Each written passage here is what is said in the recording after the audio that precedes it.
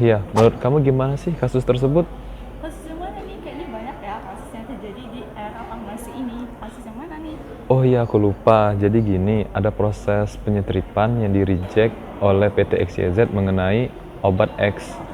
Nah, emang apa sih faktor penyebabnya sehingga si obat X itu di reject oleh satu petisi? Mau tahu? Yuk, simak video berikut. Di-rejectnya obat X akibat proses penyetrapan yang menyebabkan pengemas primer rusak dan bocor. Hal ini diakibatkan oleh beberapa faktor, antara lain 1. Kondisi aluminium. Pemilihan supplier aluminium yang kurang tepat sehingga bahan kemasan memiliki ketebalan yang berbeda, di mana semakin tebal aluminium maka ada kemungkinan proses penyetrapan menjadi tidak tersegel, dan tipisnya aluminium menyebabkan pengemas rusak. Kedua, proses penyetrapan. Proses penyetripan melibatkan suhu agar pengemas dapat tersegel dengan baik. Suhu yang tidak stabil dapat menyebabkan pengemas primer tidak semuanya tersegel rata, di mana suhu yang terlalu tinggi dapat merusak pengemas itu sendiri, dan suhu yang terlalu rendah menyebabkan pengemas primer tidak tersegel dengan baik. Ketiga, usia mesin. Usia mesin yang sudah tua menyebabkan mesin jadi tidak presisi, sehingga proses pengguntingan atau cutting tidak pas. Hal ini juga dapat merusak dan membuat kebocoran pengemasan primer. Keempat, kesalahan operator.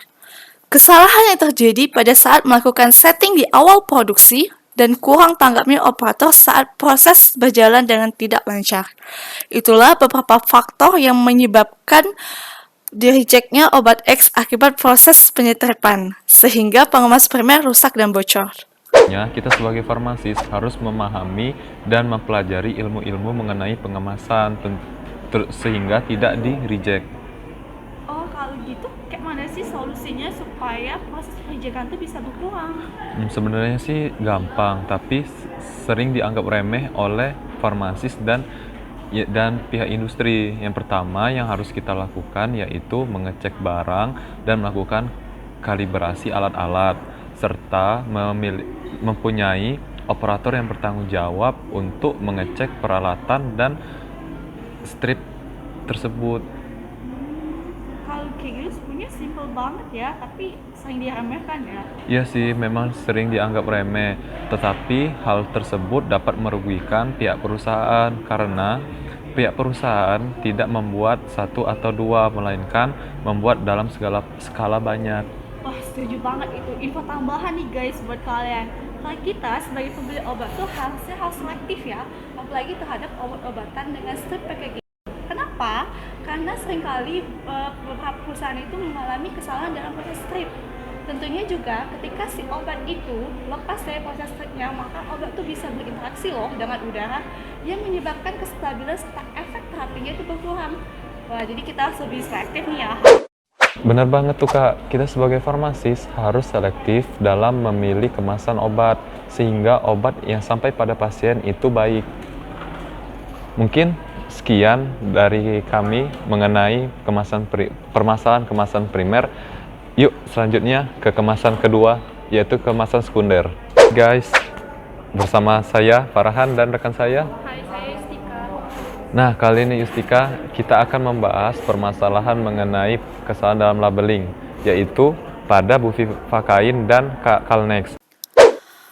Kasus yang kedua yaitu kasus pada pengemasan sekunder, di mana terjadinya kesalahan labeling pada sediaan bupivacain. Sediaan yang tertera Buvanis di rumah sakit ternyata tidak berisi bupivacain, melainkan berisi obat lain yaitu Calnex, di mana Calnex itu sendiri mengandung asam tranexamat, sedangkan yang dibutuhkan oleh pasien adalah sediaan Buvanis yang berisi bupivacain. Akibat kesalahan labeling ini menyebabkan 2 pasien di rumah sakit meninggal dunia setelah 1 hari injeksi dilakukan.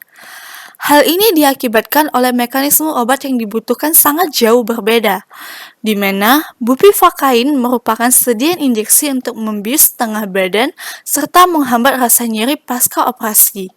Sedangkan asam tranexamat digunakan untuk menghentikan pendarahan dengan cara menghambat bekuan darah yang terbentuk. Kesalahan labeling ini dapat diakibatkan oleh pergantian operator pada saat proses labeling berlangsung, dan kebenaran pada saat itu pabrik sedang memproduksi dua sedia injeksi yang memiliki banyak sekali kemiripan, baik itu dari segi warna, volume, kejernihan, dan sebagainya. Solusi yang disediakan saat ini terdapat guideline, di mana guideline itu sendiri adalah pedoman yang lebih menekankan pada faktor manusia atau sumber daya manusia pengelolaan obat. Dengan adanya guideline ini, maka kesalahan labeling diharapkan dapat berkurang dan dapat meningkatkan sumber daya manusia pengelolaan obat serta ketelitiannya, sehingga tidak terjadi kesalahan labeling lagi. Menurut kamu gimana sih permasalahan ini? Jadi benar sekali, di sini kita itu harus memiliki ketelitian yang cermat sehingga kita itu bisa mengurangi kesalahan yang fatal pada kasus ini. Jadi gitu ya proses dalam kesalahan pengemasan baik primer dan sekunder. Mungkin cukup dari kami. Sekian dan terima kasih.